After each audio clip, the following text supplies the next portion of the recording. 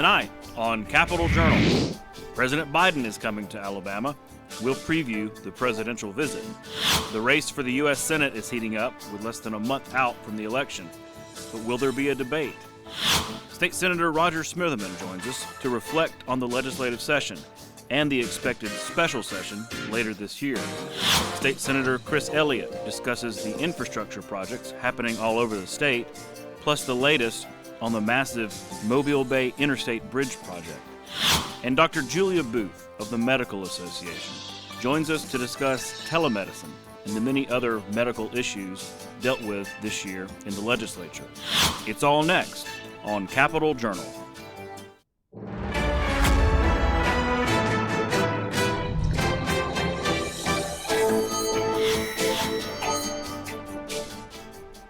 From our State House studio in Montgomery, I'm Todd Stacy.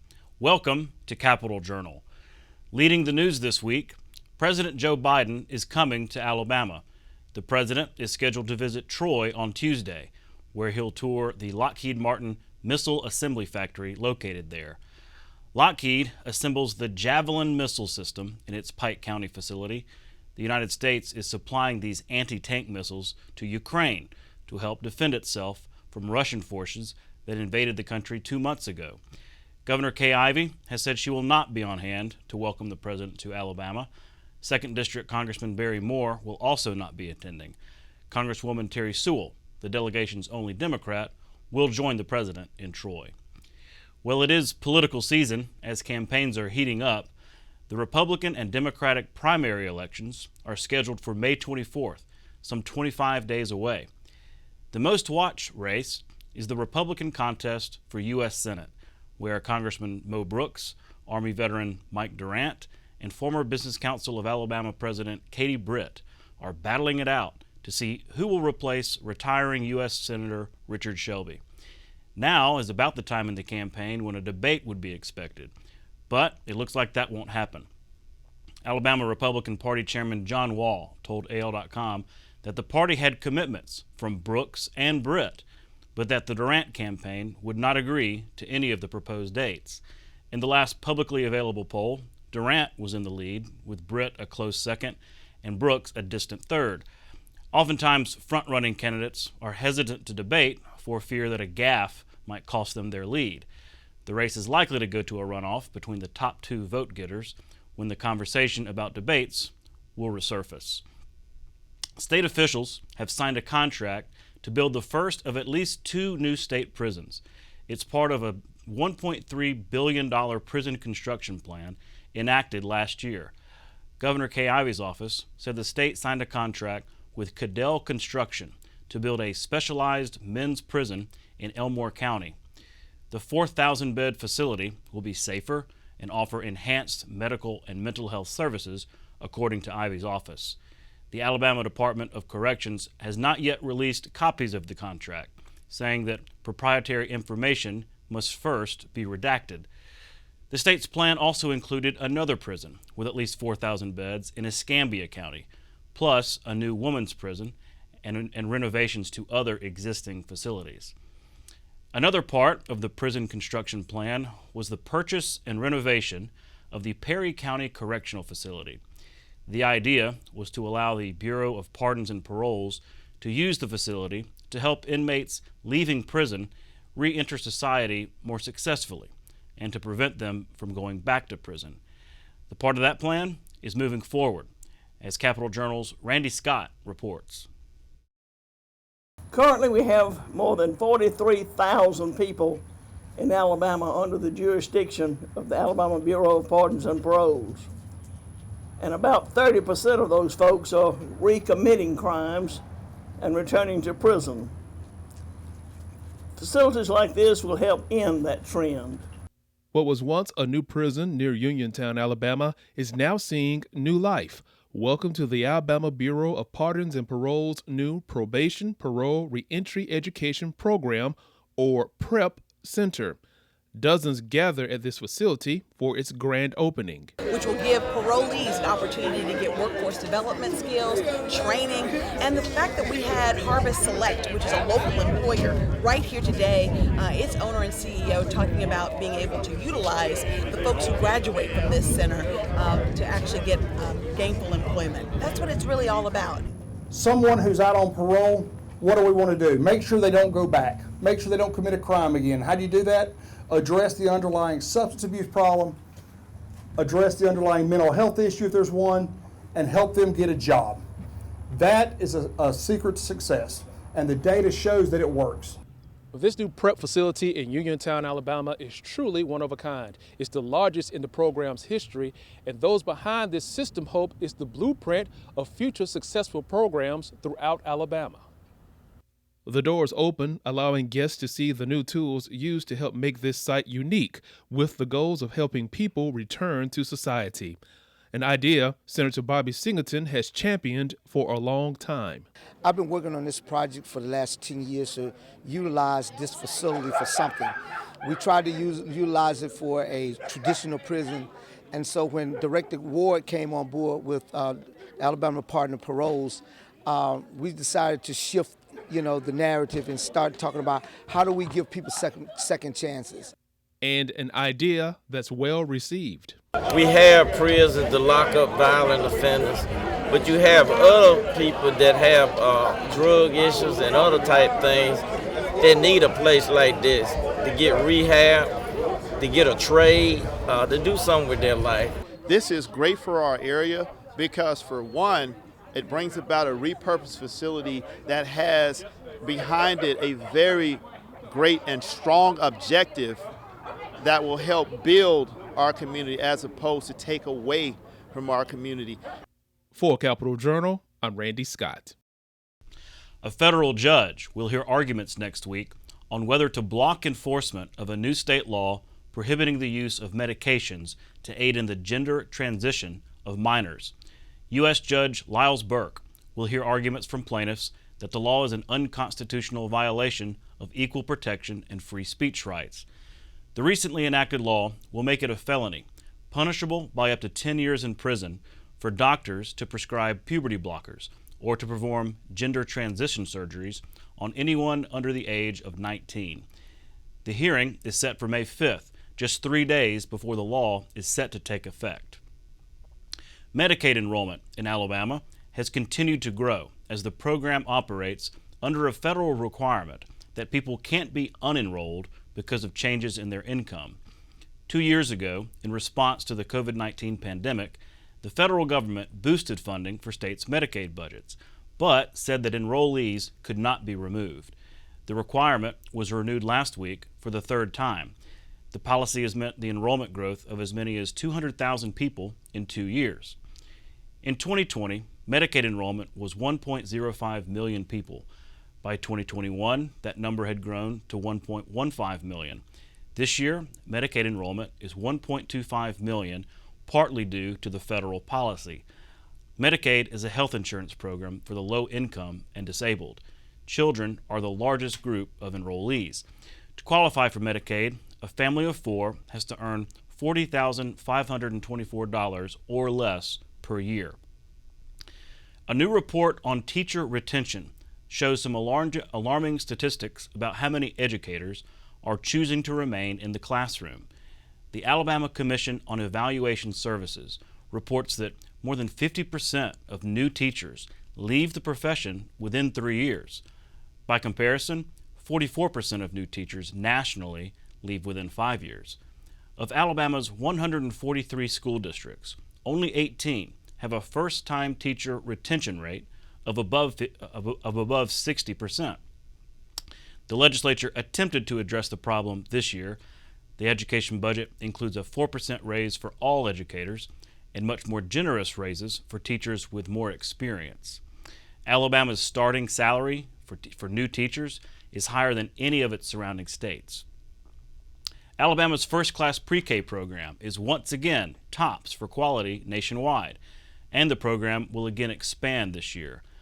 The Alabama Office of School Readiness, which oversees the pre-K program, got a $22.5 million increase in the education budget, which will add 96 classrooms in 35 counties this fall.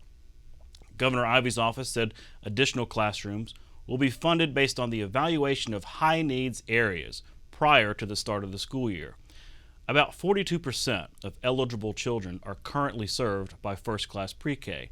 The state has a goal of raising that number to 70%. The program next school year will be able to serve 26,658 children.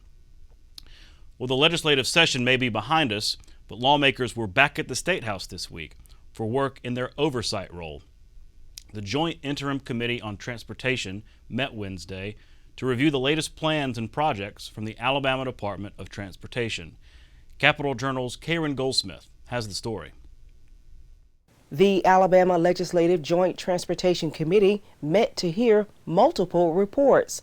The agenda included the Alabama League of Municipalities, which gave its update on the cities that did not respond to the local motor fuels report. The League's Director of Policy and Research says the number of non-responses was quite low. This year we had 287 municipalities report to revenue in time to be included in ALDOT's report. We only had 12 non-reporting municipalities, which is a substantial decrease from years past. And of those 12, 8 of them are included in the supplemental report. So if you were to combine that with the ALDOT, let's say that gives you about a 99% reporting rate. The Alabama Department of Transportation presented its annual report of federally funded projects. It also talked about state-funded projects supported by the Rebuild Alabama Act. The law sets aside a portion of gas tax revenue to support local road and bridge projects. And bridge safety is always a primary concern. Bridge replacements. Okay. What formula do you use to determine what priority bridge that you go to? So each bridge has to be inspected in a certain time frame. Normally it's once every 2 years. As a bridge ages, that score is going to start deteriorating. If it reaches a certain point, that inspection requirement becomes more frequent. We have some bridges that have to be inspected monthly. As those evaluations occur and that score decreases, one of the things that can happen when that occurs is we post a bridge. You've all seen this in your districts where a sign goes up when no longer it's viable for all traffic to cross a bridge. Only certain loads up to a certain load can cross it. They also consider the width of a bridge and, of course, its overall evaluation score. And in some cases, we've gotten to the point where bridges have had to be closed because the evaluation that occurs is significant enough that we don't believe it's safe to put traffic on it. For Capitol Journal, I'm Karen Goldsmith. Some sad news this week. State Representative Steve McMillan died Thursday. The Baldwin County lawmaker was first elected to the House in 1980, making him the longest currently serving member of that body. House Speaker Mac McCutcheon called McMillan a close and trusted advisor and said he served as a mentor to many younger House members over the years. McMillan announced in January that he had 3 brain tumors and was retiring from the legislature.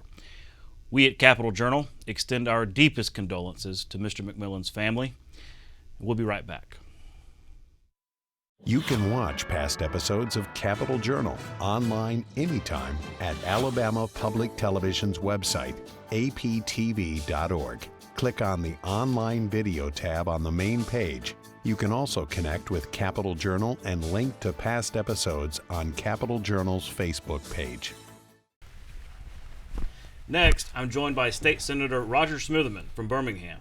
Senator, thanks for coming on Capitol Journal. As always, I'm glad to be here. Thank you. Well, it's been a few weeks since y'all have adjourned the legislative session. Have you caught your breath? Have you had time to decompress? Well, somewhat. You know, as when you work for yourself, the work doesn't slow down. You're just shifting it over. So now I'm getting these stacks down a little bit with all the work that I have to do. Mm-hmm. A lot of folks may not realize that y'all do a lot of work in Montgomery out of session. Y'all are here today for a joint transportation committee meeting. There's all kinds of other legislative work that goes on. That's correct, because the interim committees, they continue to meet no matter what. They have a schedule, and some of them meet monthly, some meet quarterly, but they continue to meet. And so we have to come. Initially, we had virtual hearings, but since the moratorium has been lifted, we have to come in person. So that's why I'm here today, at the Capitol for the Joint Transportation Committee meeting. Well, looking back at the session, it's been a few weeks. What are your thoughts? How would you grade the session in terms of productivity, getting the things that you thought were important done? I would give us a very good grade. I really would, simply because we had to deal, number one, with so many complex issues. We really did. Some first impression issues for the first time, and the complexity of those issues. And I have to remind you that we had a special session within the session. So the fact that we had to stop all the focus in the work, the grind, and just start a whole new grind on new issues and whatnot. And then when we finish that, go back and pick up the momentum from where we stopped in the normal session. I thought that we did very well. I thought we did well. Well, plus you caught up from those 2 weeks with basically 3-day weeks every week. That's right. To close out the session, which had us all just heavy breathing, second wind. Do you think that's going to happen in the future? Do you think the legislature will ever go back to that and try that such a fast pace going in future sessions? I think it's a possibility, depending on those extra issues that we have to deal with, like we did in special session. And I think that from time to time, we have enough things out there now that we're working with. We have redistricting, and I got a feeling that, we'll be sent back some orders to do something, to look at some things. And, of course, that may dictate another special session. And then, of course, we have, as I mentioned a little earlier, we have the infrastructure funds coming back down to additional money. That's another one. So under those circumstances, I could see us having a 3-day work week and picking up the pace like we did this particular time. You had some bills that you worked on personally. Some high-profile bills. The Literacy Act delay. Now, there were 2 bills, one from you and one from Representative Collins. Hers more dealing with technical aspects. Yours delaying the holdback provision for 2 years. That's now law. Governor Ivey signed it. What do parents need to know about what the Literacy Act, the holdback provision, and what they can expect from their students? Well, I think that what parents need to know is that we have a 2-year window to strategize, plan, and work to raise the level of awareness and education when it comes to reading of the children we have in our system now. I think the parents should know that although it's a 2-year delay, is that we've put in a tremendous amount of money, additional money, into at-risk for those students to get additional training, to get summer school, to get additional tutoring, so that they can be brought up to that level. So that the continuation of it wasn't to delay all the other processes of getting them ready. Right. It was a retention so that they wouldn't pass or fail. They would be able to move on out of the 3rd grade, and primarily because of the pandemic and because of where we are in terms of the needs of our students. So I don't want anybody to put the brakes on. I don't want anybody to slow the momentum down. Keep going full steam ahead. And I think that with the time that we have now, that'll get us to where we need to be, get us pretty close to where we need to be in terms of the level of expectation in terms of our students. Mm-hmm. You also worked on mental health legislation, you and Representative Ledbetter. This has been a real focus for the legislature here in recent years, because I can think back to, 15, 20 years ago, maybe even sooner than that the mental health issue, the department even, was kind of an afterthought, almost like a stepchild, if you will. But there's been a lot more focus on that lately. Why do you think that is? Well, I think in part because many of my colleagues, as well as myself, we've been able to raise the level of awareness. The second thing is that many incidents in the past, they were written off as behavior. Someone just what we say being bad, not doing what they're supposed to do. But we began to take a closer look at that, and many of these kids have issues with ADHD and attention deficit and anger management situations that we need to address. So it's just awareness. Time has made people aware and question, well, why is this child doing this?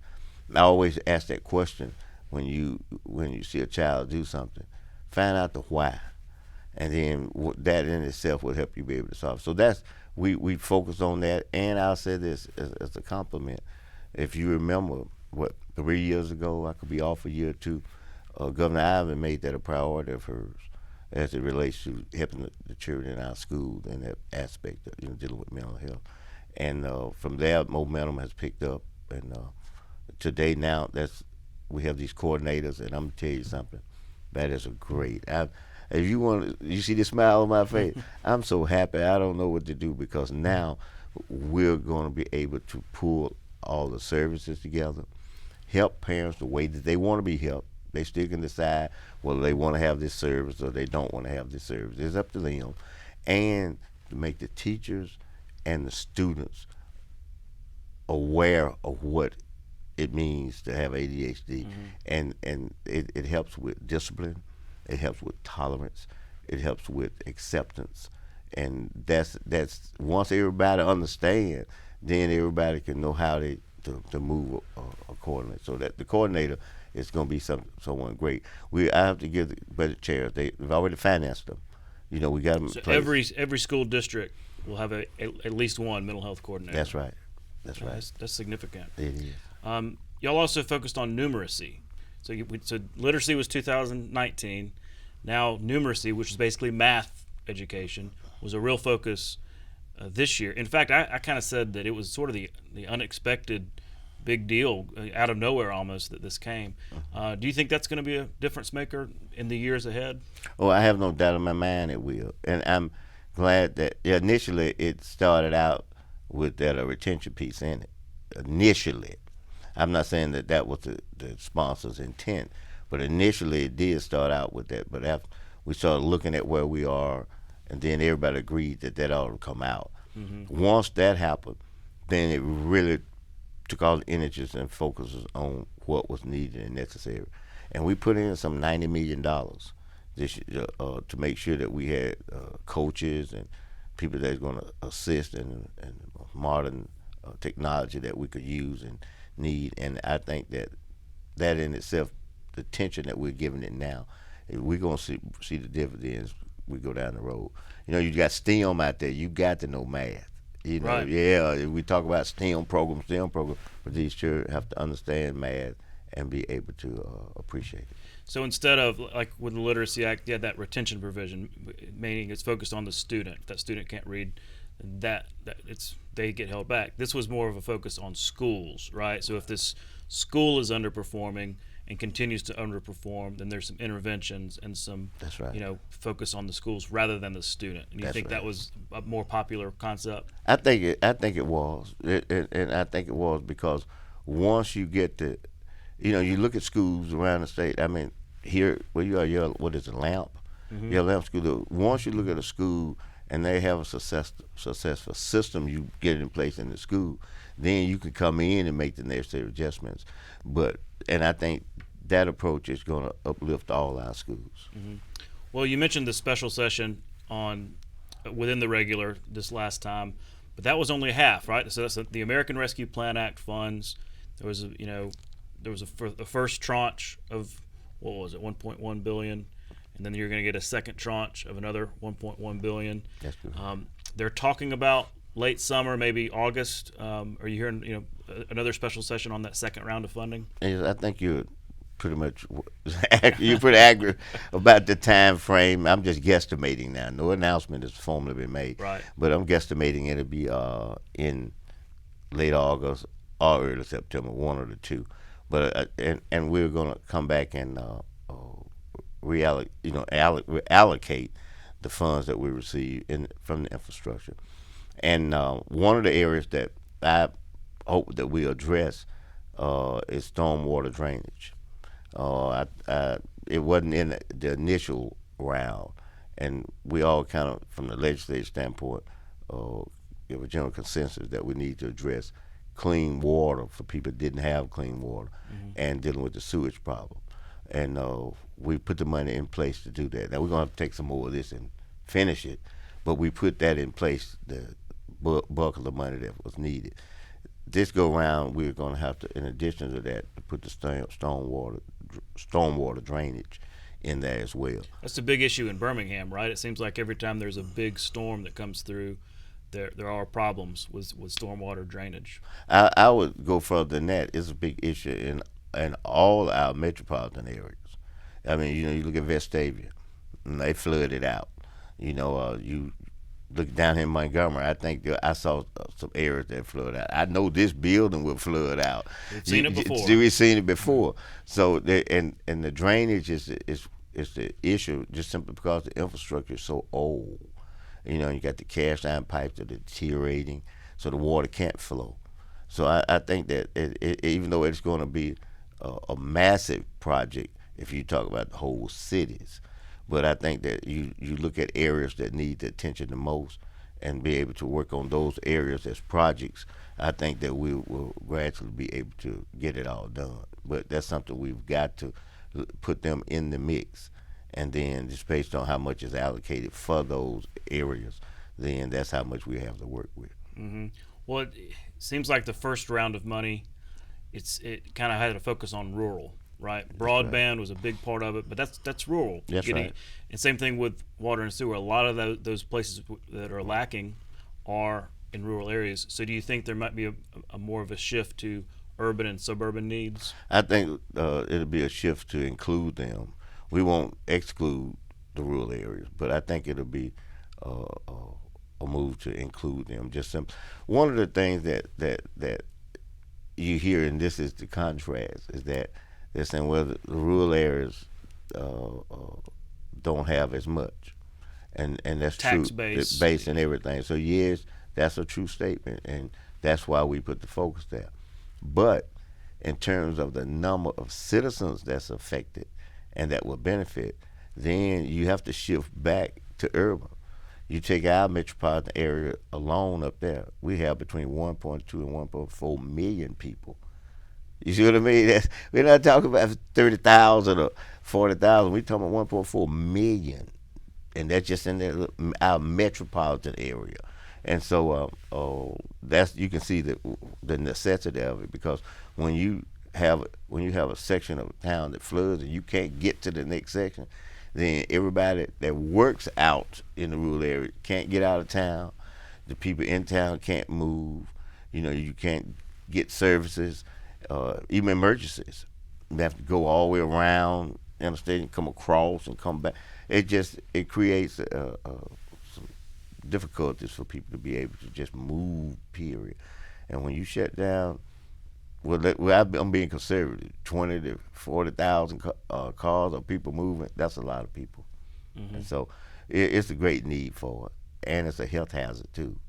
We've had people had saved and rescued people, and we've been fortunate not to have any massive death or anything like that, but we've had some serious problems take place.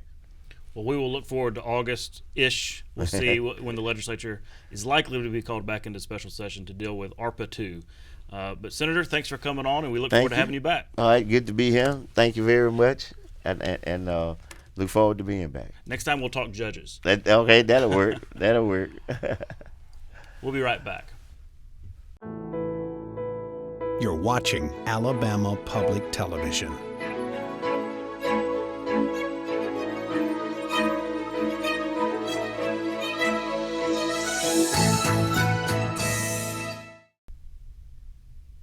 Next, I'm joined by State Senator Chris Elliott from Baldwin County. Senator, thanks for coming on the show. Thanks for having me. Well, we're 2 weeks out of 2 weeks of the legislative session being finished, but you're back in town. You're back in town for a joint legislative oversight committee for transportation. What does this committee do, and what did y'all learn today? Well, one of the concerns from the legislature when we passed the gas tax was increased oversight and involvement in the transportation process and how those dollars were spent, and that was really handled two ways. One, through the legislation itself that said this gas tax can be spent on nothing but infrastructure. Right? We want it spent on bridges and asphalt, and want to make sure that it's hitting the road and not being spent on overhead and more bureaucracy. The other thing was for the legislature itself through the Joint Transportation Committee to really be able to provide feedback and provide some oversight on how those dollars are spent, to ask questions not only of the State Department of Transportation but also of municipalities and counties about how that funding is spent. So we heard reports back from ALDOT, the counties and municipalities today where those dollars are being generated and where they're being expended and for what specific purposes, along with several other grant programs, A Trip 2 for instance, and then the ALDOT director has some discretionary funds where those dollars are being put. So the legislature doing that oversight work today here in Montgomery. Well, I mean, it's no secret that if you go back decades in Alabama, probably a lot of states, it is the highway spending, the road building that, at times has been the source of problems, and we've had highway directors go to jail over corruption issues. So is that why the legislature has tried to put stricter oversight on DOT? Well, I don't think there are concerns necessarily about construction or corruption, rather, but more about construction and where it's taking place. Right? You have legislators who are interested in where those dollars are going, oftentimes interested in their particular districts, but then looking holistically at where we are making investments and how that additional revenue is being spent. We made that deal with the public, and a lot of legislators did, when we said, listen, we're going to increase the fuel tax here. We haven't had an increase in decades and decades. We need more money to fix your roads, but we are going to take a more active role in watching how that money is spent and the accountability of those funds. I see. Well, speaking of the Rebuild Alabama effort, that gas tax was passed in 2019. It has increased incrementally since then. In your estimation, how's that going? How is the effort to actually put those gas tax money into use? How's that going so far? Well, road projects always move more slowly than you would like for them to. My time on the county commission and as chairman of the MPO have on the Eastern Shore have shown me that projects that you start in the conceptual and design phase may not actually hit the ground until years and years later, and then may not be finished until years after that. So it is slower than anybody in the legislature would have liked for it to be, and certainly slower than I think the citizens would like. But it is moving, and it is moving in the right direction. We're seeing roads be resurfaced and repaved, both at the county level, municipal level, and of course at the state level as well. And you're seeing major infrastructure projects starting to roll out that deal with capacity issues. Now, I think every legislator would say they'd like to have more of those projects in their particular district, but you are seeing those types of things happening, and they are starting to roll out, and it will provide significant capacity improvements that we've not historically been seeing in Alabama's recent past, because there just simply wasn't any money to do that other than just maintaining what we had. As Alabama grows, we'll need more of those capacity projects to move us forward. And what's important to me is that those capacity projects are done in areas of the state that are growing. That's a key issue for me. Well, I was going to mention that because there are statistics out there showing that Baldwin County, everybody knows Baldwin County is growing, but it's such a significant share of the state's overall growth. So how important is infrastructure in a growing place like Baldwin County? So Baldwin County, since the 2020 census, grew by 7,527 people. That's just since the 2020 census. That represents 48% of the state's entire growth. So almost half of all of the state's growth took place in one county. And that's what I mean by investing in those areas that are growing. That's where the people are. That's where we need to be making those investments. One of the things I was able to accomplish in the gas tax legislation with the help of the sponsor in the House was to look at those population estimates not every 10 years, but at least every 5 years, and then reallocate revenues based on those population estimates more frequently for fast-growing areas like Baldwin County. I know as part of the rebuild effort, there are some big projects that the department is borrowing money for, using bond issues to pay for. Are you concerned at all about the number of bond issues being used and how much debt the state is taking on? It is something to watch. It hasn't, I won't say it's risen to the level of concern yet, but it's something to be very cognizant of. And there's merit to borrowing money in our current environment. Interest rates are still historically low. Costs are creeping up. Interest rates are creeping up. The idea that we would build with cheaper money and cheaper labor and cheaper materials as opposed to what may happen down the road, there's validity in that, and I think that's what ALDOT's approach is right now. However, I am concerned that we may be past the efficacy of that argument, where things are getting more expensive, where the interest rates are not as cheap as they were. There's also concern that there will be a diminishing return, if you will, on the gas tax dollars, right? If we've borrowed against that money right now, done these big projects, well, we may end up back in the same spot where we don't have enough money to continue to do capacity projects because we've already done them, and the only thing left to do is to pay for them over time. So some amount of borrowing, I think there's merit to it, but we need to be very careful with how much borrowing we do. We do not want to leave future governors, future administrations, and our children simply paying for the debt for roads that have already been built. We want to make sure we do this a bit at a time. Well, the big gorilla, if you will, of infrastructure projects is the Mobile Bayway Bridge. This has been around for years, really kind of came to a head a couple of years ago when the project fell apart. The support at the local level, it just wasn't there, but mostly because of the toll situation, right? They were not only going to toll the bridge, they were going to put a toll on existing tunnels and everything, and so it just kind of fell apart. There's been talk of it reviving. So I was hoping you could give us an update on where exactly this project stands. Well, I will tell you it is not dead anymore. It was declared dead by the governor after an MPO meeting. I don't think it's dead anymore. It's brought back to life, at least for discussion purposes, and I think that's a good thing. The infrastructure is needed. The corridor is very important to businesses on both sides of the bay. It's very important to the Port of Alabama, Port of Mobile, and the state docks, Alabama state docks, which is important to the whole state. And we need to be able to move commerce back and forth. But we can't do that at the expense of the residents that live in Mobile and Baldwin County and travel that on a daily basis. What was proposed originally, while it may not have seemed that egregious to somebody just passing through once or twice, for a commuter, and especially for a commuting family, would have effectively doubled or more than doubled their entire income tax liability, state income tax liability. So you can imagine if your effective tax rate went up by 100%, it was really a non-starter. But I think that ALDOT and the administration have really come to see some of the concerns that the locals had. The MPO, functioning as it should, removed that project from the STIP, but they've put it back on so that we can continue to have these conversations. Try to expend some federal funds that have been allocated through Senator Shelby's office, significant federal funds, and try to figure out a way to move the project forward. But I think what it's going to take is a realization that some of the concepts, be it the public-private partnership, probably will not move forward. It will be something that's operated by the state and not a private entity, and that we need to look at the design parameters too. Sometimes we need to push back from the table and say this project's simply too big for us to afford. And I think that's what happened with the project before. It ballooned to where it was something that the state of Alabama simply couldn't afford.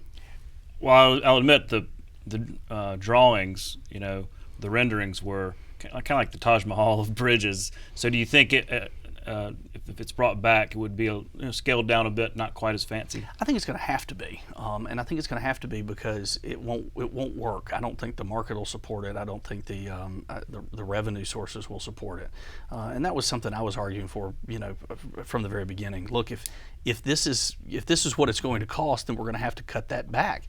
Families make those decisions. Business owners make those decisions all the time. The state needs to make the decisions as well. Talk about the importance of the bridge while we're doing this to begin with. There's infrastructure down there right now, basically to get from, Baldwin County to Mobile County. If you're going to work, you're using a tunnel, right? Either I-10 or 98. That's correct. So you have two major thoroughfares there, the interstate, which is I-10 that goes across Mobile Bay on an elevated bridge deck and then goes through the Wallace tunnels. Then you have the causeway, which is US 98, which is awfully close to sea level. You'll see that as it floods from time to time when the water or the wind is high. And then it goes either through the Bankhead Tunnel into downtown Mobile proper, or up the Cochran-Africatown Bridge and north of Mobile.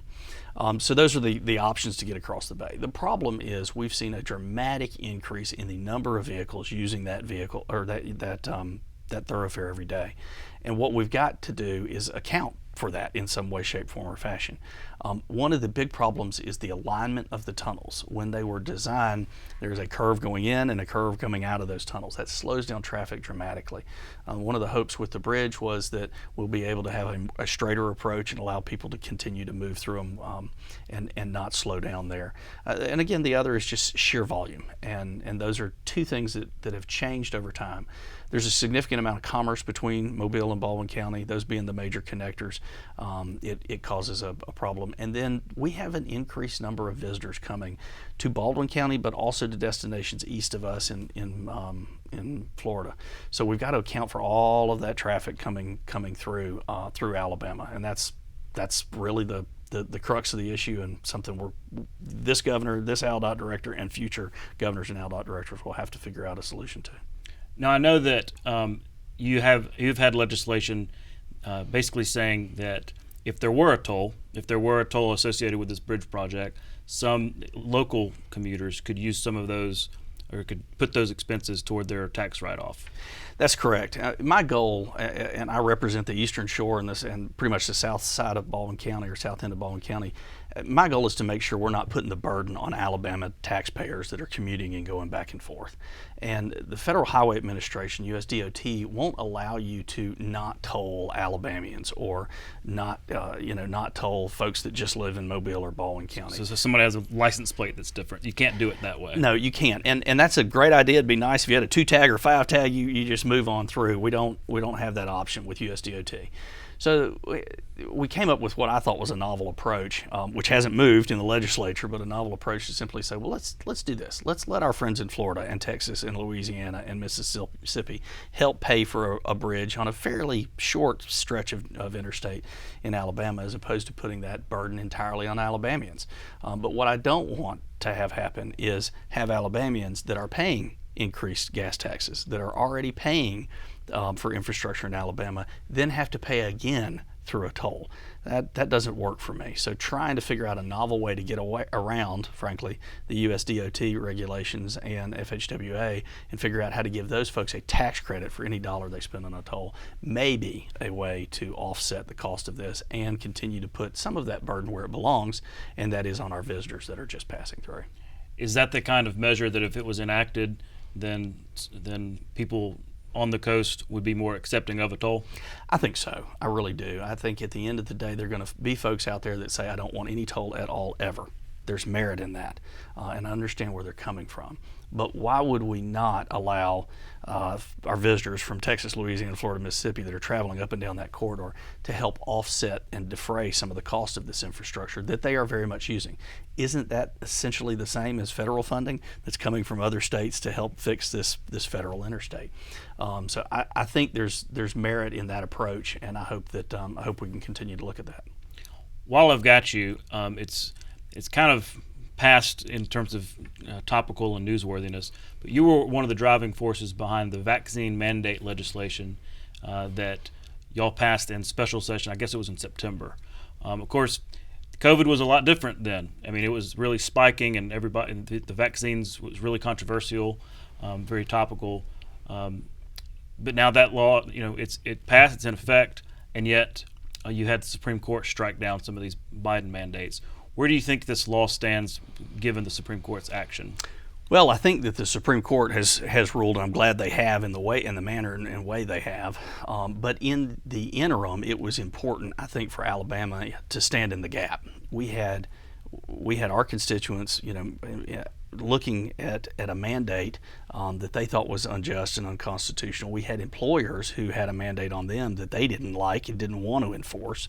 And what we did was, again, a novel approach to say, okay, we're not going to attack the mandate directly. That's not something that we're going to be able to deal with from a separation of power standpoint.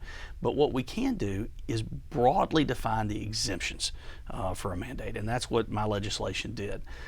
Is it said, listen, if you claim an exemption for a religious reason or a health reason, you can do that. Turn this form into your employer. One of the things we did for employers was said, here's the form. It's actually in the statute. This is what you use. And made it very easy for both the employee and employer to grant the exemption. The mandate's still there, but if you're all exempt, isn't that essentially the same effect? And it provided an appeal process, all of which, if they were timely filed, the Department of Labor has told me they were all upheld in favor of the employee, and the exemption was upheld. So I think the legislation was a resounding success in that people that claimed an exemption didn't have to get the vaccine, and that it stood in the gap while the Supreme Court was considering what they were considering. And hopefully this will all go away and we won't have to worry about it anymore. If hoping made it all so, yes. Well, thank you for coming on the show and explaining especially some of these really complicated transportation issues. We'll look forward to having you back on again. Absolutely. Thank you. We'll be right back. You can watch past episodes of Capital Journal online at video.aptv.org. Capital Journal episodes are also available on APTV's free mobile app. You can also connect with Capital Journal and link to past episodes on Capital Journal's Facebook page. And you can listen to past episodes of Capital Journal when you're driving or on the go with Capital Journal podcasts. Next, I'm joined by Dr. Julia Booth, President of the Medical Association of Alabama. Dr. Booth, thanks for coming on Capital Journal. Thank you so much for the invitation. Now, you are the president of the Medical Association of Alabama. There are lots of associations having to do with the health field, hospitals, nurses, all these. Mm-hmm. Tell us more about the Medical Association and what it is that y'all do. Specifically, we represent the physicians. It's a physician group in Alabama. Physicians choose to participate. We represent all physicians, whether or not they're members or not, but we represent all the specialties. Mm-hmm. And so you're a doctor yourself. What is your practice? I practice family practice, and I'm practiced primarily in Reform in Pickens County, which is a small rural county west of Tuscaloosa. Mm-hmm. So you understand there's a lot of talk in the State House about rural hospitals, rural healthcare, the challenges there. So being in Pickens County, Reform, Alabama, you must see that firsthand.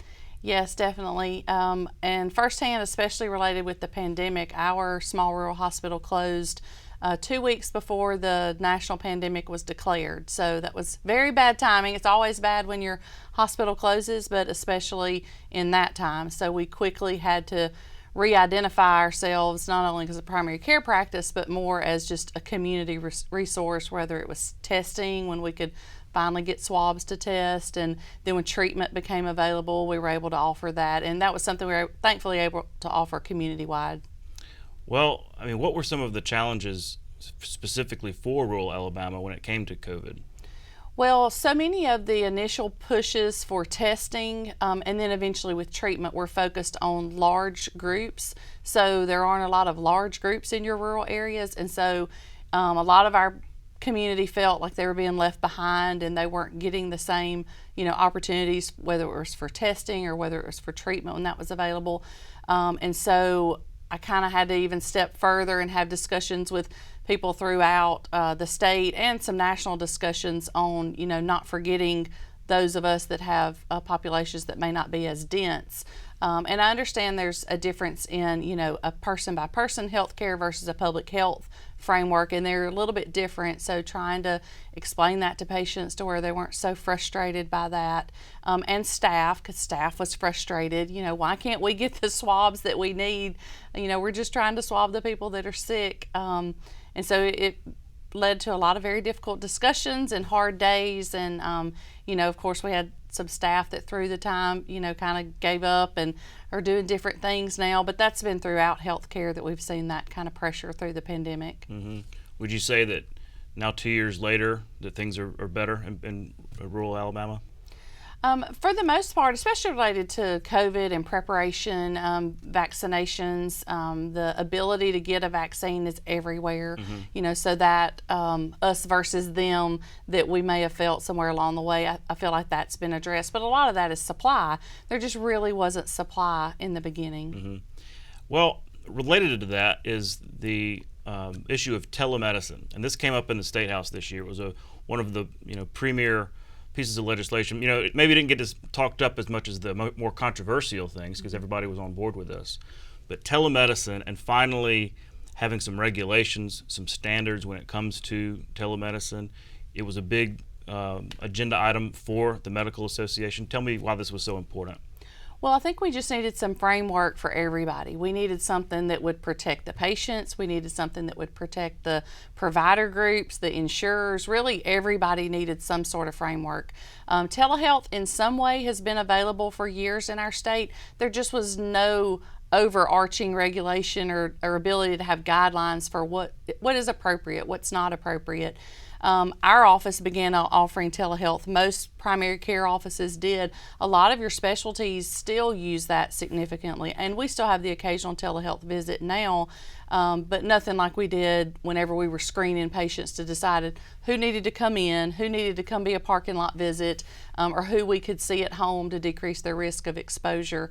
And so the legislation, now that we have it, you mentioned that everybody's on board because everybody knew we needed something. We needed some framework. So this is going to allow a patient who needs that benefit will have the ability. Their provider has the ability to offer it. And then we also have safeguards in there where if they're seeing that same provider for something over 4 times, that same issue that's not resolved, they need an in-person visit, which I was very pro for that because there's nothing like being in the room with the patient. There's a lot that I could do in between with those telehealth visits, and they were important and they were a good portion of healthcare to take care of the patients, but they're not a substitute for that in-person exam, being able to physically examine the patient. And during discussions on this bill, I kept hearing people say that one of the reasons why it was necessary, these regulations, is because there's a risk of scams. Doctors or some kind of hospital group calling maybe an elderly patient or somebody to try to get them signed up for a medical visit, convincing them that they need it. Can this prevent things like that? Yes, this part of the legislation is that it must be a patient-initiated encounter. Okay. So for example, my office can't just call a patient and say, hey, we hadn't seen you in 6 months, we're going to do a visit over the phone. We can make a contact and say we're available, and if you'd like to schedule that, call and let us know. But that way we're not, signing patients up for visits that they really weren't inclined to have, but yet the ability to have the visits is there, and that's what we were needing.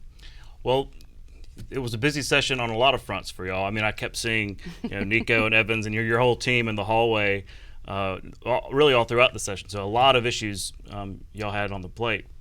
One in particular that was pretty controversial was this scope of practice, particularly when it comes to ophthalmology, procedures on the eye. It passed the Senate. It died in the House. I think y'all had a lot to do with that. Tell me why y'all opposed this expansion of the scope of practice. So the amount of education that the different provider levels have is very different. And someone going and doing a course for a weekend to be able to do surgical procedures, we didn't feel was appropriate. We feel like as physicians, we go to school a long time. You have undergraduate medical school, then you have minimum 3 year of residency, so there's significant education there, and we feel like that education is important. And part of the scope creep that we kind of look at is, are we respecting the amount of education, and are we requiring that same level of standard of care throughout? And there's really not a way to delineate who had adequate training or not without having the MD or DO degree versus some of the other health professions. So like there's a difference between an optometrist and an ophthalmologist. I guess it would be that medical degree. But they would argue, the optometrists would argue, well, we're treating eyes every day. We're in there anyway, and some of these procedures maybe aren't as invasive as a surgery, maybe a shot. Well, how would you respond to that? Well, personally, I'm not a surgeon, so we ask the surgeons in our, group, and that's why our association represents the full scope of medicine. We inquire to them, you already do these surgeries. What do you feel is appropriate and not? And over, they would come down and say it's not the same level of care and oversight and training that the physicians or the physicians have received in their residency training. Mm-hmm. Another medical issue that came up this year was expanding Medicaid coverage, Medicaid postpartum coverage for new mothers. It had been 60 days, now it's up to a full year. It was largely celebrated that made it in the budget. Tell me why that's so important to new mothers. Well, it's important not only to our mothers, but also to the infants that they have recently delivered. Our infant mortality in Alabama has been terrible for years. There were years, I can think decades ago, where we were one of the lowest in the United States, but for multiple reasons, hospital closures, delivery facility closures, and lack of ability to have enough providers to provide the care, ours has gotten worse and worse. A healthy mother is a good shot that baby is going to have a healthy infancy.